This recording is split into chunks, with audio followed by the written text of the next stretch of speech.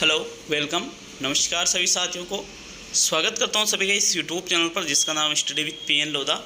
साथियों, रीट एग्ज़ाम 2022 के लिए जो कि आपके जुलाई में है, शिक्षण विधियों का पेपर नंबर 51 लेकर आया हूं।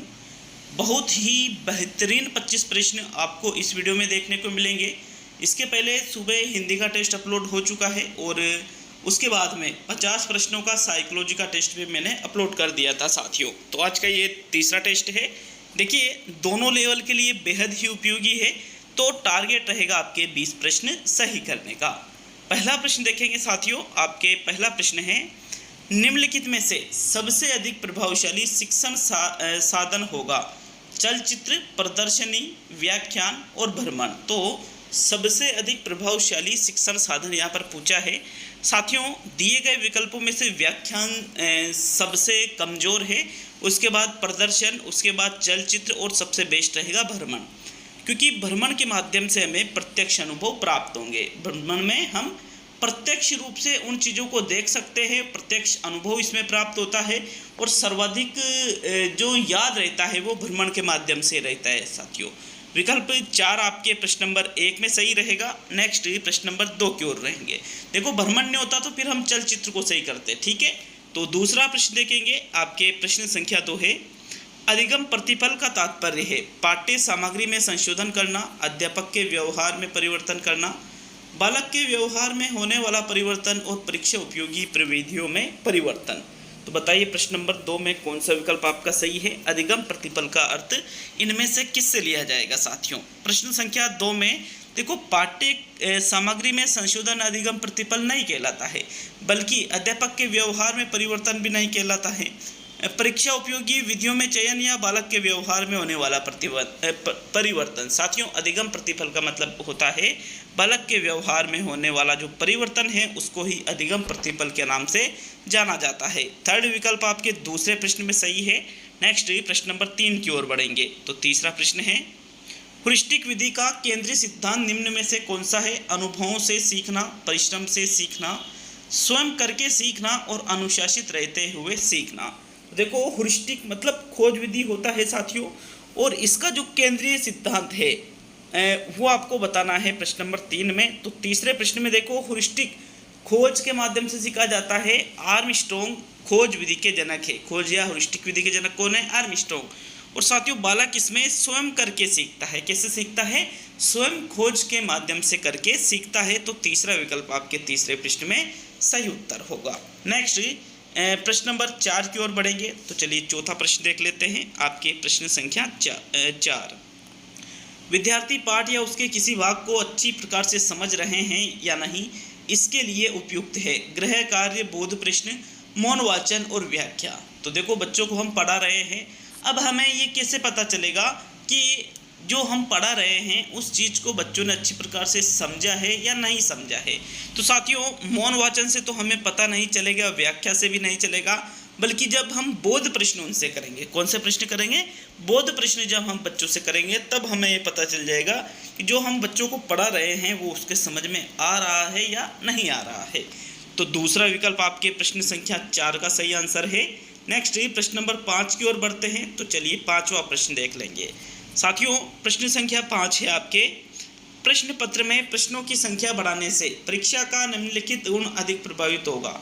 वस्तुनिष्ठता, उपयोगिता, व्यापकता और वेदता। तो प्रश्न नंबर 5 में कौन सा विकल्प आपका सही रहेगा? एक बार अच्छे से प्रश्न को देख लीजिए। हम क्या कर रहे हैं? प्रश्न पत्र में प्रश्नों की संख्या बढ़ा रहे हैं। तो साथियों, प्रश्न संख्या बढ़ाने से व्यापकता नामक गुण प्रभावित होता है, क्योंकि प्रश्न जितने ज़्यादा होंगे उतने ही अधिक पाठ्यक्रम से प्रश्न होंगे। अधिक पाठ्यक्रम से प्रश्न होंगे तो मतलब व्यापकता का गुण उसमें अधिक पाया जाएगा साथियों। अतः तीसरा विकल्प आपके प्रश्न संख्या 5 का बिल्कुल सही आंसर है। नेक्स्ट प्रश्न संख्या 6 की ओर बढ़ते हैं। अगर वीडियो अच्छा लगे आपको तो वीडियो को लाइक और शेयर जरूर करिएगा। आपके लगभग यूँ मानिए कल आपके मेगा टेस्ट आने वाला है 150 प्रश्नों का। कल नहीं आ पाया किसी कारणवश तो परसों सुबह आ जाएगा, लेकिन कल आने की पूरी संभावना है। तो आप मेगा टेस्ट के लिए बिल्कुल तैयार रहे। एग्जाम पैटर्न पर बनाया गया है साथियों। छठा प्रश्न देखेंगे आपके प्रश्न नंबर 6, नवीन प्रश्न को हल करने के लिए सबसे उपयुक्त विधि कौन सी है? आगमन विधि है, निगमन विधि है, संश्लेषण विधि है और विश्लेषण विधि है। साथियों, नवीन प्रश्न को हल करने के लिए उपयुक्त विधि यहाँ पर पूछी जा रही है, तो कौन सी रहेगी? छठे प्रश्न में राइट आंसर बताइए। जब भी प्रश्न पूछे नवीन प्रश्न को हल करने की उपयुक्त विधि, तो साथियों आपको सही करना है आगमन विधि को। किसको सही करना है? आपको आगमन विधि को सही करना है। आगमन विधि ही नवीन प्रश्न को हल करने की सबसे उपयुक्त विधि होती है, क्योंकि इसमें उदाहरणों के माध्यम से बच्चों से नियम निकलवाए जाते हैं और फिर समस्या का समाधान किया जाता है। साथियों, तो विकल्प एक आपके प्रश्न नंबर 6 में सही है। नेक्स्ट प्रश्न नंबर 7 की ओर बढ़ेंगे। 7वां प्रश्न है, संश्लेषण विधि द्वारा सूखी घास से तिनका निकाला जा सकता है, परंतु विश्लेषण विधि में तिनका स्वयं घास से बाहर निकलना चाहता है। यह कथन किसका है? थॉर्नडाइक का, स्पेंसर का, आर्यभट्ट का और प्रोफेसर यंग का। तो साथियों, प्रश्न संख्या 7 में राइट आंसर बताइए। उपरोक्त जो कथन है ये किसके द्वारा कहा गया है कि संश्लेषण विधि में तो क्या हो रहा है कि सूखी घास से तिनका निकाला जा सकता है, लेकिन विश्लेषण विधि में स्वयं घास से बाहर तिनका आ जाता है। तो ये जो कथन है साथियों, ये किसके द्वारा कहा गया है? प्रोफेसर यंग के द्वारा। 7वें प्रश्न में आपके चौथा विकल्प सही है। नेक्स्ट प्रश्न संख्या 8 की ओर बढ़ेंगे। तो चलिए 8वां प्रश्न देखेंगे। प्रश्न नंबर 8 है, शिक्षण की चक्रीय योजना का अन्य नाम क्या है? हर्बर्ट उपागम है, मॉरिसन उपागम है, RCEM उपागम है और एलन उपागम है। तो साथियों, शिक्षण की जो चक्रीय योजना है उसका अन्य नाम आपसे पूछा जा रहा है प्रश्न संख्या 8 में। बताना है कि क्या रहेगा आपका ये प्रश्न संख्या 8 का सही उत्तर। तो 8वें प्रश्न का राइट आंसर देख लेते हैं।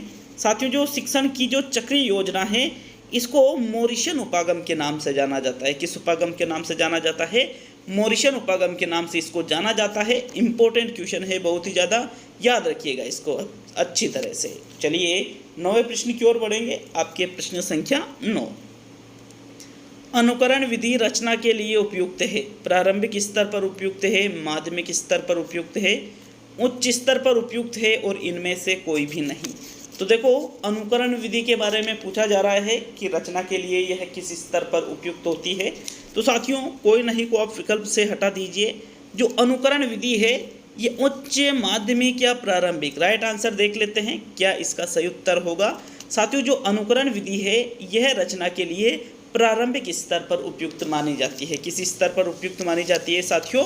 प्रारंभिक स्तर पर। विकल्प एक आपके बिल्कुल सही है। देखिए, कमेंट बॉक्स में कमेंट करके आपको जाना है कि 25 में से कितने प्रश्न आपके सही होते हैं। साथियों, कमेंट बॉक्स में ये हमें बता करके जरूर जाइएगा। तो चलिए आगे बढ़ेंगे प्रश्न संख्या 8 की ओर।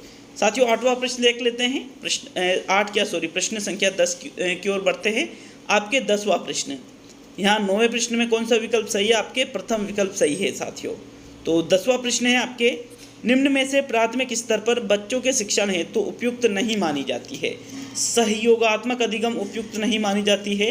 व्याख्यान द्वारा स्पष्ट निर्देशित खोज विधि और प्रदर्शन विधि। तो दिए गए विकल्पों में से उस विकल्प का चयन कीजिए जो प्राथमिक स्तर पर बच्चों के शिक्षण के लिए उपयुक्त नहीं है। साथियों, सहयोगात्मक अधिगम में बच्चे एक दूसरे का सहयोग करके सीखते हैं, तो ये तो उपयुक्त है। निर्देशित खोज विधि में छात्रों को निर्देश दिया जाता है और छात्र खोज करते हैं, करके सीखते हैं, बिल्कुल यहाँ पर यह भी उपयुक्त है।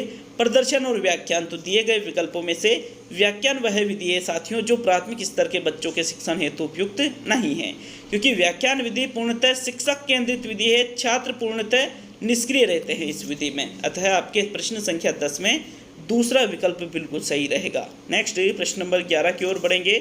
तो आपके 11वां प्रश्न साथियों, प्रश्न नंबर 11 को देखते हैं।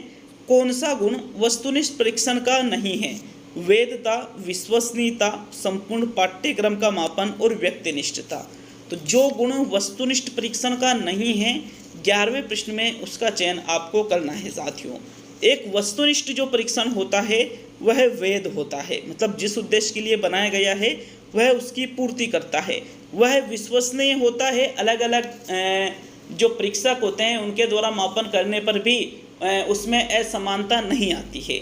उसमें संपूर्ण पाठ्यक्रम का मापन होता है, मतलब उसमें व्यापकता भी पाई जाती है साथियों, लेकिन वो व्यक्तिनिष्ठ नहीं होता है। 11वें प्रश्न में आपके जो चौथा विकल्प है ये जो चौथा विकल्प है ये वस्तुनिष्ठ परीक्षण के गुणों में नहीं आता है साथियों। अतः 11वें प्रश्न में आपके चौथा विकल्प ही बिल्कुल सही उत्तर होगा। नेक्स्ट प्रश्न संख्या 12 की ओर बढ़ेंगे। तो तो चलिए 12वां प्रश्न देख लेते हैं। तो देखो आपके 12वां प्रश्न है, आकलन का प्राथमिक उद्देश्य क्या होना चाहिए? रिपोर्ट कार्ड में उत्तीर्ण या अनुत्तीर्ण अंकित करना, विद्यार्थियों के लिए श्रेणी निश्चित करना, विद्यार्थियों के प्राप्तांकों के आधार पर उनको नामांकित करना, संबंधित अवधारणाओं के बारे में बच्चों की स्पष्टता तथा भ्रांतियों को समझना। साथियों, प्रश्न संख्या 12 में आकलन का प्राथमिक उद्देश्य पूछा जा रहा है। तो बताइए प्राथमिक उद्देश्य आकलन का इनमें से कौन सा होगा? कि बच्चों को रिपोर्ट कार्ड में उत्तीर्ण या अनुत्तीर्ण घोषित करने के लिए ही एक आकलन किया जाता है क्या? ये गलत है साथियों, ये आकलन का प्राथमिक उद्देश्य नहीं है। श्रेणी निश्चित करना ये भी आकलन का प्राथमिक उद्देश्य नहीं है। छात्रों के जो प्राप्तांक होते हैं उसके आधार पर उनको नामांकित करना ये भी आकलन का प्राथमिक उद्देश्य नहीं है। तो कौन सा विकल्प बच रहा है? आपके चौथा विकल्प। जो संबंधित अवधारणाएं बच्चों को हमने समझाई है उसके बारे में बच्चों की स्पष्टता तथा भ्रांतियों को समझना, कि बच्चों ने उस चीज़ को समझा है या नहीं समझा है। ठीक है, तो ये चीज़ें आकलन का प्राथमिक उद्देश्य है साथियों। विकल्प नंबर आपका जो 4 है 12वें प्रश्न का बिल्कुल सही उत्तर होगा। नेक्स्ट प्रश्न नंबर 13 की ओर बढ़ेंगे। 13वां प्रश्न देख लेते हैं। आपके प्रश्न संख्या 13, छात्र केंद्रित शिक्षा शास्त्र की क्या विशेषता है? यंत्रवत याद करना, केवल पाठ्य पुस्तकों पर निर्भर होना, बच्चों के अनुभवों को प्राथमिकता देना और योग्यता के आधार पर छात्रों को नामांकित करना तथा वर्गीकरण करना। तो 13वें प्रश्न का राइट आंसर बताइए, कौन सा विकल्प आपका सही रहेगा? जो छात्र केंद्रित शिक्षा शास्त्र है इसकी जो विशेषता है वो आपको बताना है प्रश्न नंबर 13 में। तो साथियों, जो छात्र केंद्रित शिक्षा शास्त्र होता है वो यंत्रवत याद करने पर बल नहीं देता है और केवल पाठ्य पुस्तकों पर ही निर्भर नहीं रहता है साथियों, बल्कि अनुभवों को प्राथमिकता देता है। सही बात है। योग्यता के आधार पर विद्यार्थियों को नामांकित करना तथा वर्गीकरण करना ये भी गलत है। तो 13वें प्रश्न में ओनली तीसरा विकल्प सही रहेगा। जो छात्र केंद्रित शिक्षा शास्त्र होता है वो बच्चों के अनुभवों को प्राथमिकता देता है साथियों, कि बच्चों ने जो अनुभव सीखे हैं, जो अनुभव लिए हैं साथियों, उनको प्राथमिकता देता है ये। नेक्स्ट ये प्रश्न नंबर 14 की ओर बढ़ेंगे। तो 14वां प्रश्न है, बालक में सर्वांगीण विकास हेतु क्या उपयोगी है? कक्षा में छात्रों को शिक्षण के माध्यम से सिखाया जाए, छात्र व्याकरण के ज्ञान में पारंगत होने चाहिए, कक्षा में सिर्फ शैक्षिक क्रियाओं पर ही ध्यान दिया जाए और कक्षा शिक्षण के साथ सहगामी क्रियाएं। तो 14वें प्रश्न में राइट आंसर बताना है। सर्वांगीण विकास की बात की जा रही है साथियों। सर्वांगीण विकास व्याकरण के ज्ञान में पारंगत होने से नहीं होता है, क्योंकि ये तो मानसिक विकास हो गया, संज्ञानात्मक विकास हो गया, शारीरिक वगैरह विकास कहाँ है इसमें, सामाजिक विकास कहाँ है इसमें। तो साथियों देखो, सर्वांगीण विकास की बात की जाती है तो शिक्षण के साथ सहगामी जो क्रियाएं होती है साथियों, सहगामी क्रिया मतलब शिक्षण के साथ में की जाने वाली जो अन्य क्रियाएं होती है, खेलकूद वगैरह है, नैतिक शिक्षा के लिए शिक्षा देना है, सामाजिक शिक्षा के लिए शिक्षा देना है साथियों, अलग से क्रिया के माध्यम से। तो ये सारी चीज़ें सर्वांगीण विकास में बहुत ही ज़्यादा सहायता प्रदान करती है। अतः प्रश्न नंबर 14 में आपके चौथा विकल्प सही है। नेक्स्ट ये प्रश्न नंबर 15 की ओर बढ़ेंगे। तो आपके 15वां प्रश्न, भाषा शिक्षा के अंतर्गत सुनने का अर्थ है ध्वनि संकेतों का श्रवण, बोधपूर्वक सुनना, ध्वनि संकेतों को द्वितीय में बदलना और इनमें से कोई नहीं। तो कोई नहीं आपका आंसर नहीं है साथियों। ध्वनि संकेतों को द्वितीय भाषा में बदलना ऐसा टाइपिंग किया गया था, लेकिन टाइपिंग मिस्टेक की वजह से भाषा शब्द छूट गया है। तो देखो अब यहाँ पर आपके सामने 3 विकल्प है कि ध्वनि संकेतों का श्रवण ही क्या सुनने का सही अर्थ है? जी नहीं साथियों, बोधपूर्वक सुनना भाषा शिक्षा के अंतर्गत सुनने का सही अर्थ होता है। बोधपूर्वक मतलब जो हम सुन रहे हैं, सुनने के साथ उसको समझना भी साथियों। तो 15वें प्रश्न में आपके दूसरा विकल्प सही रहेगा। नेक्स्ट ये प्रश्न नंबर 16 की ओर बढ़ते हैं। तो चलिए 16वां प्रश्न देख लेंगे। आपके 16वां प्रश्न, आस्था, श्रद्धा, प्रेम, सहृदयता और संवेदनशीलता के गुण शिक्षण के किस उद्देश्य के अंतर्गत आते हैं? रचना कार्यों में भौतिकता लाना, सद्वृत्तियों का विकास करना, भाषा तत्व का ज्ञान प्राप्त करना, साहित्य का रसास्वादन करना। तो साथियों यहाँ पर 16वें प्रश्न में राइट आंसर बताना है कि भाई कौन सा विकल्प आपका इसमें सही उत्तर होगा। तो देखो यहाँ पर आस्था, श्रद्धा, प्रेम, सहृदयता और संवेदनशीलता ये 4-5 शब्द है। इसमें साथियों भाषा तत्वों का ज्ञान प्राप्त करना नहीं, बल्कि सद्वृत्तियों का विकास करना, सद्वृत्तियों का विकास करना इस उद्देश्य के अंतर्गत ये चीज़ें आती है। तो अतः आपके 16वें प्रश्न में दूसरा विकल्प सही रहेगा। साहित्य का रसास्वादन करना नहीं, ना ही रचना कार्यों में भौतिकता लाना, यह आपका आंसर नहीं है साथियों। नेक्स्ट प्रश्न नंबर 17 की ओर बढ़ेंगे। तो आपके प्रश्न संख्या 17 को देख लेते हैं। निम्नलिखित में से कौन सी श्रव्य दृश्य सामग्री है? वृत्त चित्र, बुलेटिन, चित्र विस्तारक यंत्र और फ्लैनल बोर्ड। साथियों फ्लैनल यहाँ पर श्रव्य दृश्य मतलब जिसमें दिखाई भी देता है और सुनाई भी देता है, तो फ्लैनल बोर्ड तो सिर्फ और सिर्फ दृश्य सामग्री है। चित्र विस्तारक यंत्र ये भी एक दृश्य सामग्री है, बुलेटिन बोर्ड ये भी एक दृश्य सामग्री है, लेकिन जो वृत्त चित्र है ये एक श्रव्य दृश्य सामग्री, इसमें दिखाई भी देता है और सुनाई भी देता है। साथियों विकल्प 1 आपके 17वें प्रश्न में सही रहेगा। नेक्स्ट ये प्रश्न संख्या 18 की ओर बढ़ते हैं। तो चलिए 18वां प्रश्न देख लेते हैं। निगमन विधि का मार्ग है, खोज का मार्ग है, अनुकरण का मार्ग है, खेल का मार्ग है या उदाहरण का मार्ग है? तो बताइए प्रश्न नंबर 18 में कौन सा विकल्प आपका सही है? निगमन विधि का जो मार्ग है साथियों वो किसका है? तो साथियों खोज, अनुकरण, खेल और उदाहरण, ये 4 विकल्प आपके सामने हैं प्रश्न नंबर 18 में, और आपका जो सही उत्तर होगा साथियों वो रहेगा दूसरा विकल्प। निगमन विधि किसका मार्ग है? अनुकरण का। इसमें अनुकरण किया जाता है, पहले ही नियम वगैरह बता दिए जाते हैं जिसका अनुकरण छात्रों के द्वारा किया जाता है साथियों। अतः निगमन विधि किसका मार्ग है? अनुकरण का। जबकि खोज यहाँ पर जो है साथियों ये आगमन विधि का मार्ग है। ठीक है, आगमन विधि किसका मार्ग है? खोज का। और निगमन विधि किसका मार्ग है? अनुकरण का। अगर यहाँ आगमन होता पहला करते, पहला और चौथा दोनों सही था, लेकिन निगमन है तो ओनली दूसरा सही है। तो विकल्प नंबर आपका 2 18वें प्रश्न में सही है। नेक्स्ट प्रश्न नंबर 19 की ओर बढ़ते हैं। तो चलिए 19वां प्रश्न देख लेंगे। आपके प्रश्न नंबर 19 है, इकाई विधि का दोष है। क्या है इकाई विधि का दोष? कौशल अविकसित करना, प्रशिक्षण की विधि होना, क्रमिकता का अभाव और शिक्षण सामग्री का बंटवारा। साथियों 19वें प्रश्न में राइट आंसर बताओ, कौन सा विकल्प आपका सही रहेगा? इकाई विधि का दोष इनमें से क्या है? तो राइट आंसर देख लेते हैं। देखो कौशल अविकसित करना, प्रशिक्षण की विधि होना, ये इकाई विधि का दोष नहीं है, बल्कि इकाई विधि का दोष है क्रमिकता का अभाव। इसमें क्रमिकता नहीं पाई जाती है साथियों, क्योंकि इकाई विधि में क्या किया जाता है, अलग अलग पाठों को एक इकाई में रखा जाता है और उनको एक साथ पढ़ाया जाता है। तो जैसे पाठ 3-4 पाठ ऐसे हैं एक किताब में जो एक जैसे हैं, जैसे पहला पाठ, 7वां पाठ, 11वां पाठ और 13वां पाठ, तीनों को एक साथ पढ़ा दिया। तो बीच बीच में ये जो पाठ छोड़े हैं तो ये तो छूट गया ना, इसलिए इसमें क्रमिकता का अभाव पाया जाता है। तो विकल्प 3 आपके प्रश्न नंबर 19 का सही उत्तर है।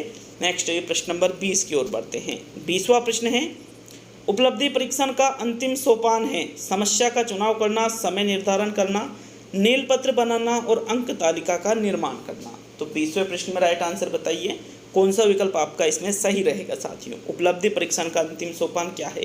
भाई नीलपत्र तो पहले बनाया जाता है, समस्या का चुनाव भी पहले कर लिया जाता है, समय निर्धारण भी पहले किया जाता है, सबसे अंत में उपलब्धि परीक्षण में अंक तालिका निर्माण का कार्य किया जाता है साथियों। 20वें प्रश्न में आपके 4th विकल्प बिल्कुल सही है।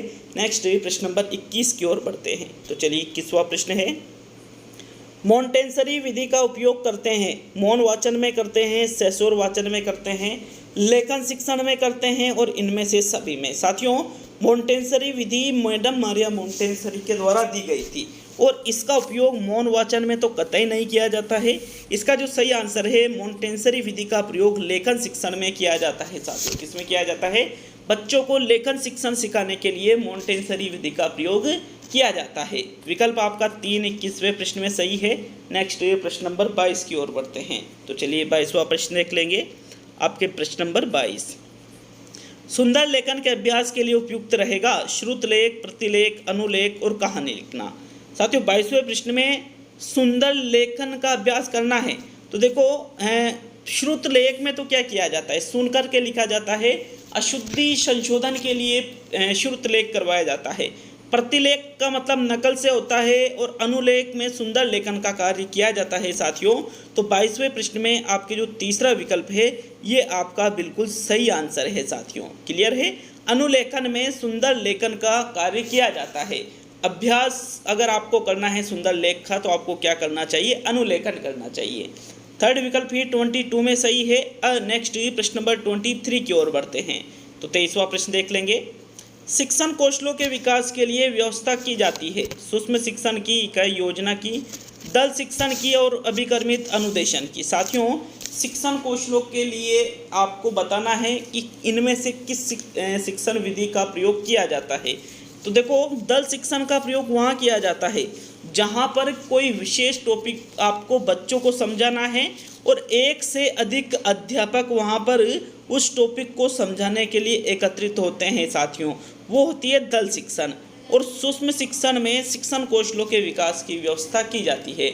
माइक्रो टीचिंग जो होती है इसमें ये सिखाया जाता है कि किस प्रकार से बच्चों को पढ़ाना है साथियों। शिक्षण कौशलों के विकास की व्यवस्था सूक्ष्म शिक्षण या माइक्रो टीचिंग में होती है। विकल्प 1 आपके 23 में सही है। नेक्स्ट प्रश्न नंबर 24 की ओर बढ़ते हैं, जो कि आज का सेकंड लास्ट क्वेश्चन है।